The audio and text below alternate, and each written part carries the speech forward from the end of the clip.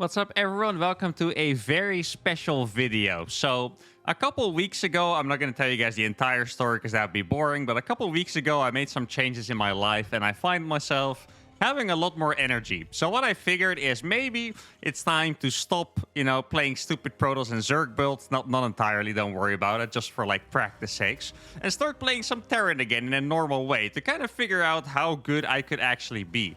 Now, within, I think, even like a couple days, my MMR went up to like 6,500 from 6.2k, which I was at the time.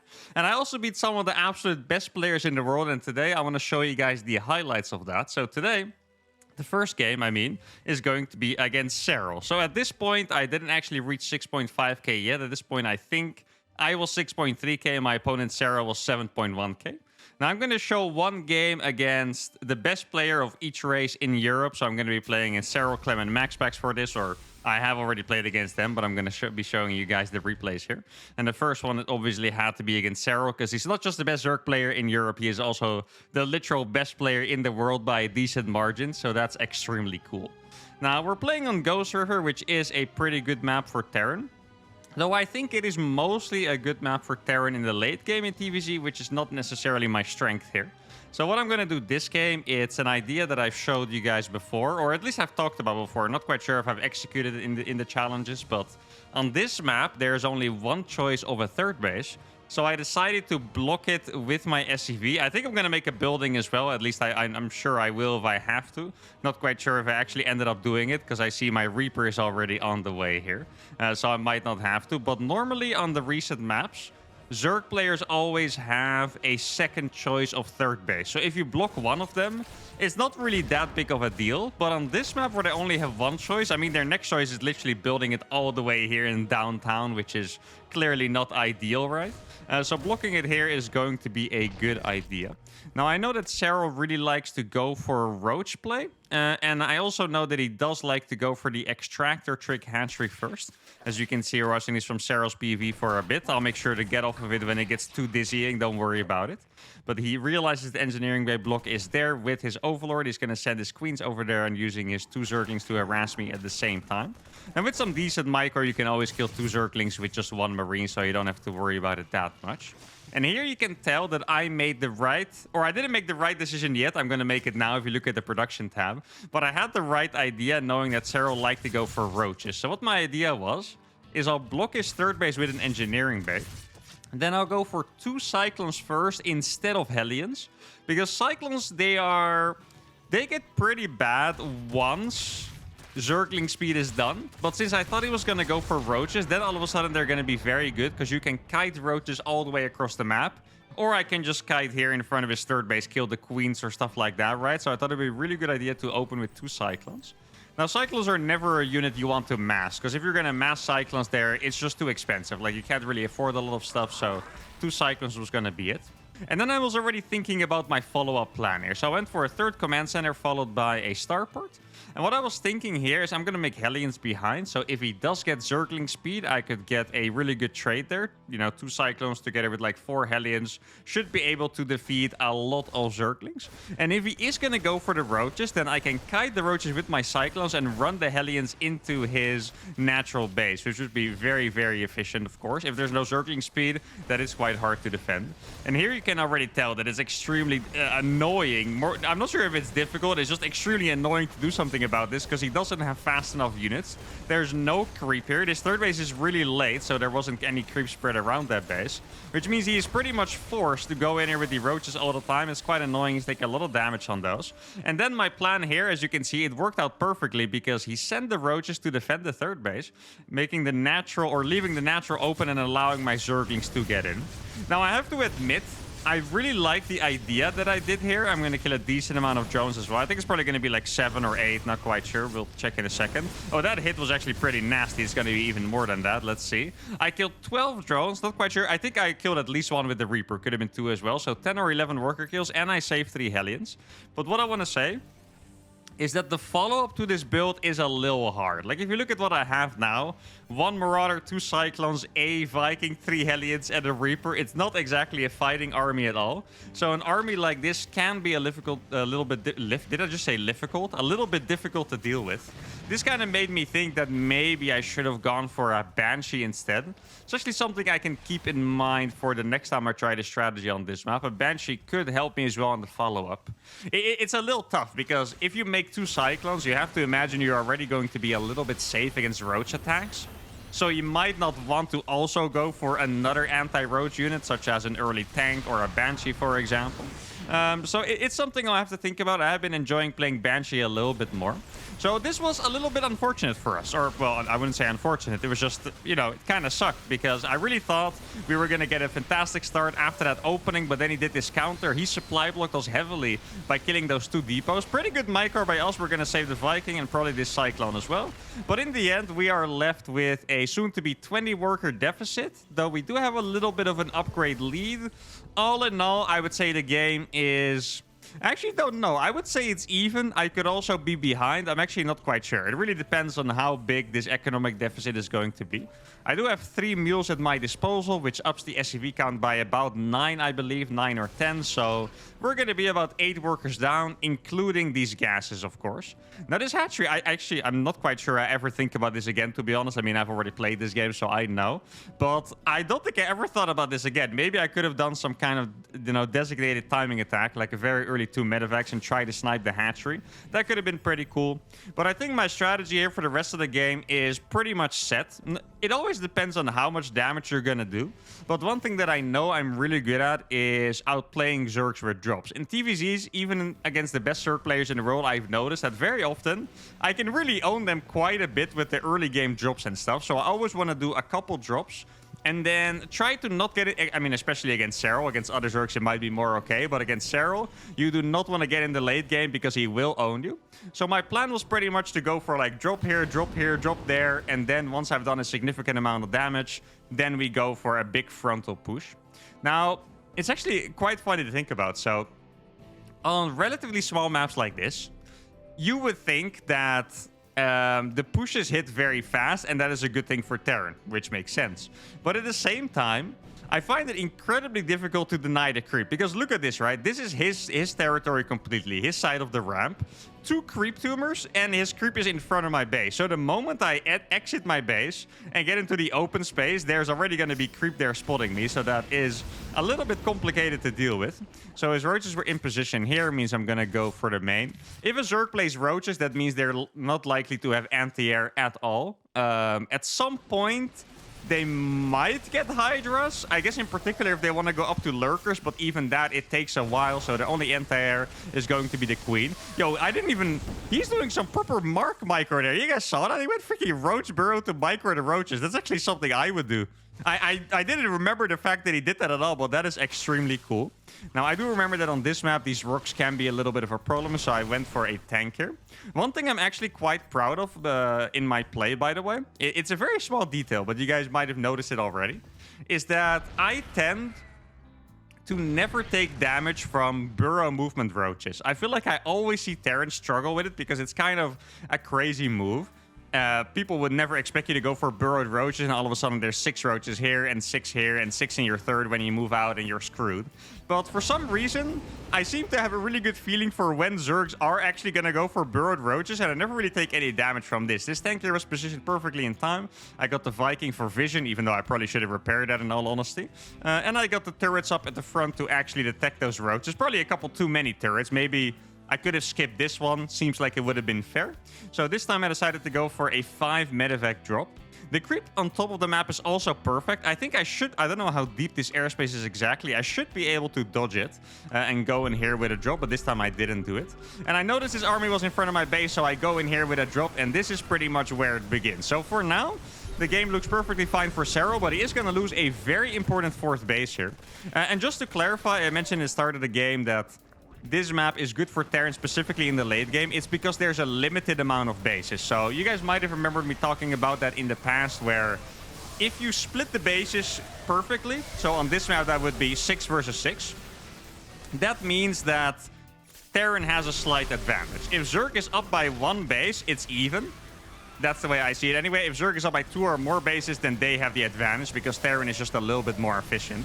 So if you can split the map perfectly, which you can do pretty easily on this map, 6 versus 6, it's going to go really well. And this is exactly what I was talking about here, guys. You guys probably didn't expect me to own Serral a little bit in the multitasking here, but I managed to take multiple good trades at the same time.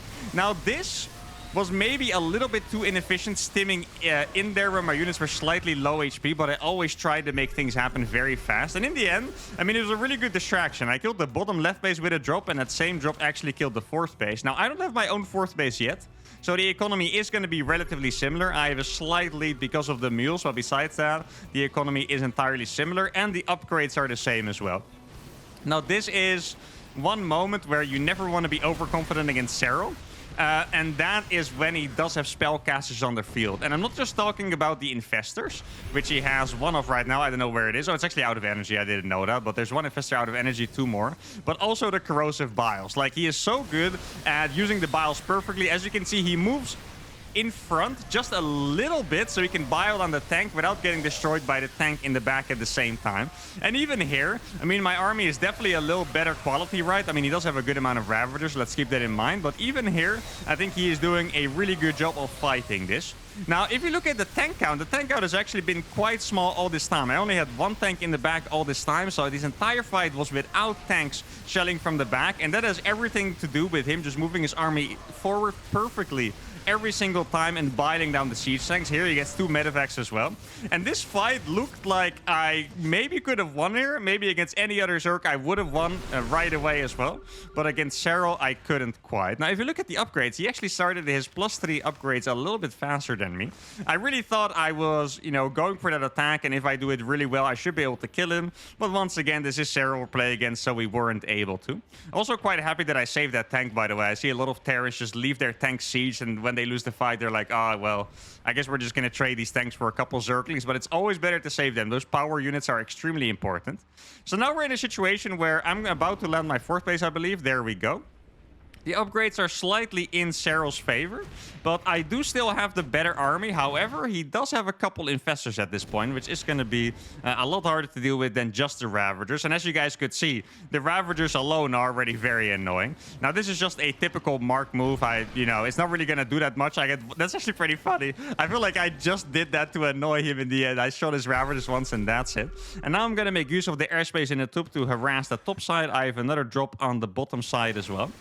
I don't know exactly what my thought process was with this drop, but considering that it's a small drop, I think I was probably thinking that I wanted to distract him and go for a big push. Oh, actually, I saw I was unseating the Liberators, but he barely got them. I just wanted to distract him for the big push, and that's exactly what's going on. If I didn't want to do this push, then maybe I would have dropped with a couple more medevacs. I mean, I have enough medevacs, right, as you can see. And once again, I'm going to get in here very fast. He's going to use a fungal on this, but I'm honestly quite happy with him fungaling just a relatively small group of units. Because fungals, they have so much devastating potential. Like, a fungal could literally catch 30 bio units, and you lose 40 supply instantly if you combine it with the freaking biles and bailings and stuff. And then all of a sudden, you're in massive trouble. So if I can waste one of his 3 fungals, just being on 2 marauders and 2 marines, that is obviously quite nice. Now, the splits here against the bailings were quite good. I think going bailings against me can be a bit tough sometimes, because my splits do generally tend to be pretty good. Now, I do want to share one fun fact about this game with you guys, is that I was actually just chilling in voice chat with my friends while playing this. I remember that we were having some completely random debate, and as I was owning him, I was like, oh, by the way, this is Serral I'm owning. And they're like, wait, what, really? And I was like, yeah, I mean, that's actually pretty funny. So I guess that's maybe what some of you guys in the comments think, that I'm better when I do commentary because I'm more in the zone. Well, I guess that is another argument for you guys. So now here he was really desperate to break down. My siege tank friendly fire actually kind of owned this tank here. Now, marauders in this situation are super nice. When it gets really scrappy and you have marauders, the reason why they're so nice is because of the concussive shells. Like, these units can't, as you can see, they can't escape very well at all. A couple more roaches fall just like that.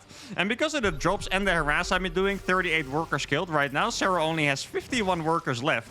And all in all, guys, I was very, very happy with this game. Like, this was honestly, I mean, I wouldn't say it was completely one-sided. Like, we had some luck here and there. Like, we killed his 4th base earlier. We had a good start. But all in all, it was eventually a relatively one-sided game against the best Zerg player in the world. Now, it was on a really good map, but this game to me really showed that maybe I do still have the mechanics and the skills to compete with the best, even if it's just one game. Now I'm going to show you guys a game against the best Protoss player in Europe, MaxPax. Now, on paper, this should be one of the hardest matchups in the game for me because I have always had a bit of a weakness in TVP. Well, at some point, I think it was harder to swarm. I actually was quite good against Protoss, but when Legacy of the Void got introduced, I guess the matchup dynamics kind of shifted, and ever since then, I have been pretty bad against Protoss. I've had my moments, in particular when I figured out like a really inhumanly strong cheese or a bunch... Why am I following the rocks? Or a bunch of cheeses, right? That's when I had some moments, but besides that, TVP was always quite hard. I feel like the macro game in TVP, it never really suited my abilities that well. From my POV, what I always thought is that... I'm not sure if it was Terran in general or just me, or both. Could be the case. I felt like me playing Terran, I was always way better playing against small units that you can out-micro. So when I play against Zerg, you have to be really fast, right? You have your marine drops everywhere. You have to split your army against Baelings. That was really my jam. Whereas against Protoss, that stuff doesn't really exist as much. Like, I know you have players like Clem that are extremely good at micro, and sometimes they can make it look straight up unfair with their Cyclone drops. But for the most part, I think playing against Protoss is more strategy, and if you're going to fight, the micro is more getting big concaves rather than individual unit micro, and I just never really was that good at that. Like, for my POV, I always felt like I was at a disadvantage playing against Protoss. Like, I needed a lot of things to go well for me to win, so whenever I could grab a good game against Protoss, like a nice solid macro game, no gimmicks neither, even when I was behind, that felt really, really good. So you guys can imagine, after me telling this story, that I've had a very torturous time playing against MaxPax on the ladder. Even as my MMR increased, playing against MaxPax has been a little painful, but this game, I think I managed to crack the code a little bit, which was really nice. So I see his Adept go across the map. I was playing a double gas, and my opponent here is going to go for Blink Stalkers, or at least I have to imagine it's Blink Stalkers. I could be DTs, I guess. Well, besides that, there is really no other option.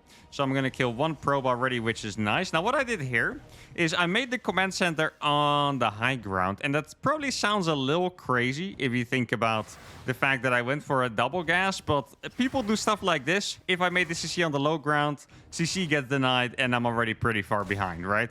Even, one Hellion wouldn't clean up that Adept, so I would have to wait for the additional Reapers. Now, it is a pretty good job microing with this Reaper. I might even escape her, actually, if I micro this properly. I'm going to jump down here and barely gets the kill. I actually thought it was 2 more hits required, but it was only 1.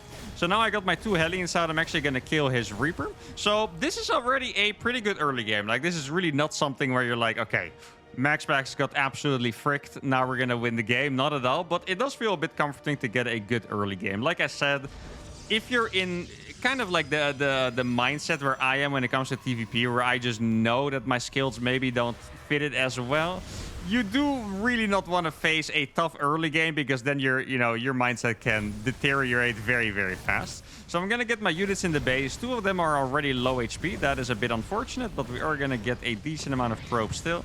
As you can see, 2 of the units got 1 shot immediately. And behind it, if you look at the production tab, you can see that I am going for tanks, because I'm making a second tech lab, and I'm going to go for Banshees.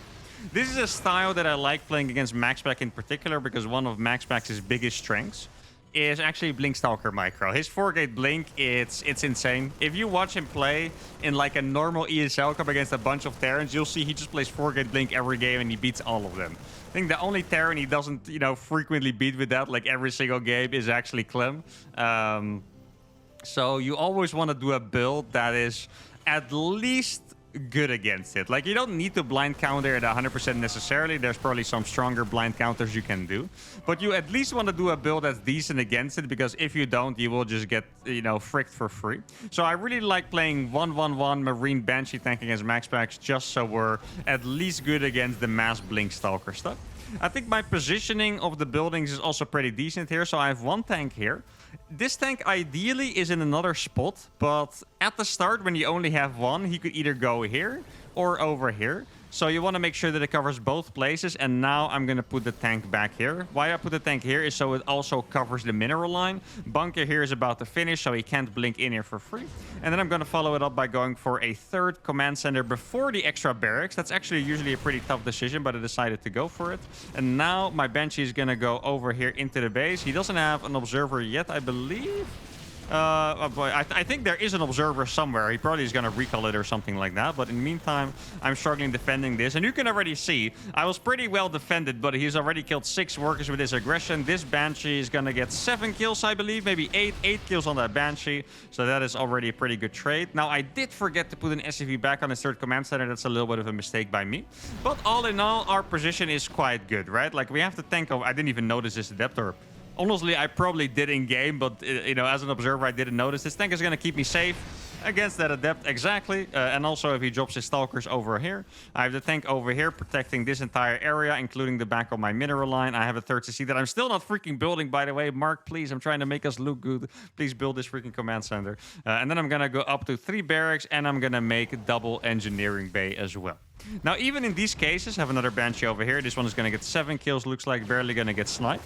So we killed a lot of workers. We killed 20 workers against 8, which is going to put us at the exact same worker count, which you might think is a little bit depressing, but keep in mind, I think... Wait, I think he actually saved us. I think we still...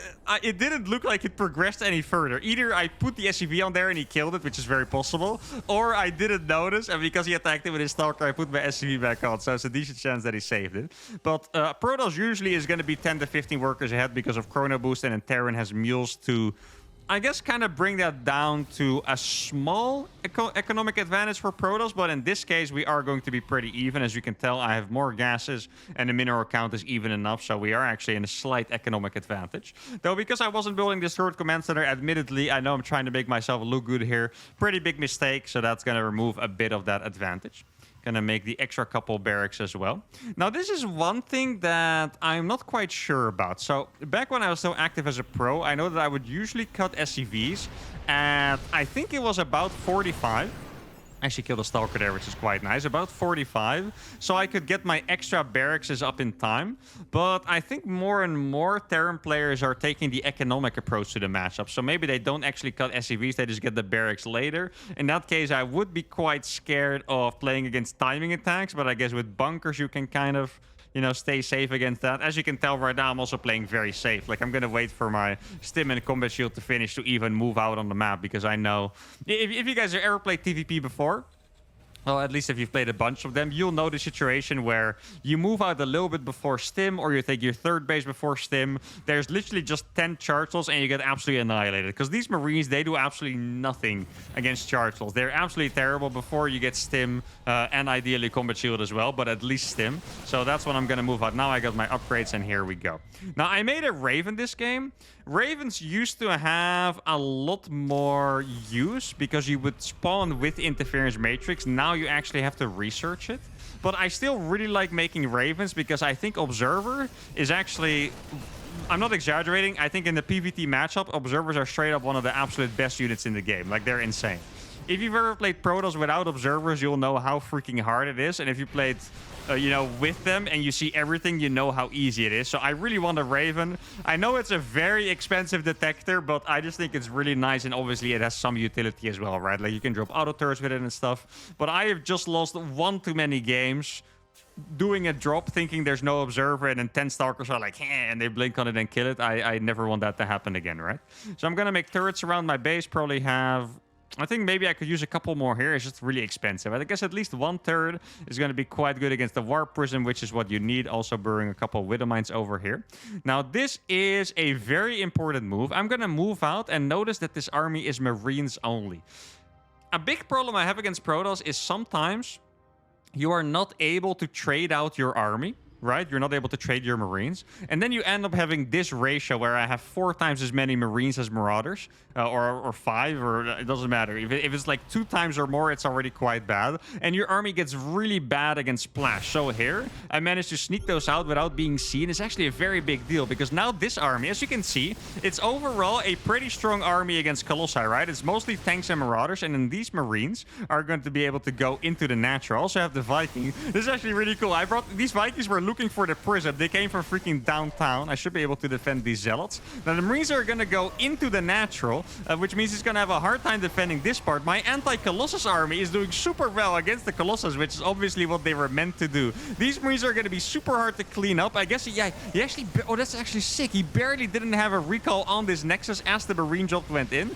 And now the Colossus are already down. Here comes the use of the auto turrets, which are going to help keep me safe against zealots. Then I'm going to send the Marines from the natural to actually join up with this army, making it a lot stronger. And just in one big attack, we just freaking crushed MaxPax. And this was one of the coolest wins I've gotten ever since I came back. I know it looked very simple, but I really wasn't exaggerating, guys. I suck against Protoss usually. I don't get wins like this. And here I'm playing against a Protoss that literally doesn't lose to Terran besides Clem, who's freaking 7.2k Terran. And I absolutely owned him with this one move. And this game actually gave me a bit of hope that maybe if I play smart, if I do the right builders, I find the observers, sneak out the Marines, I could actually beat a ton of good Protoss players. So once again, even though it might not have seemed like a big game for me, this was actually a very, very important one. Now let's watch the final game against Clem.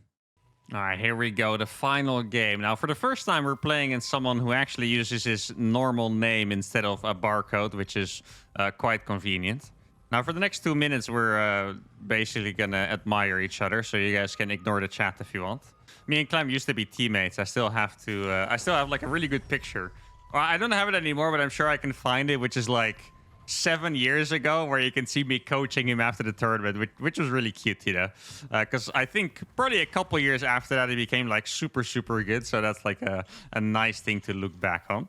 Now, TVT was usually my best matchup, or well, to be more clear, TVT was my best matchup against the best players, because I felt like TVT was not always maybe like as mechanically demanding, or maybe there was just like a little more space for creativity when it comes to builders and stuff. So it doesn't surprise me that I beat Clem. I think beating Serral and MaxPax was way more surprising to me, because that is often, you know, first of all, matchups that I'm worse at, especially TVP, of course. TVZ, I wasn't so bad.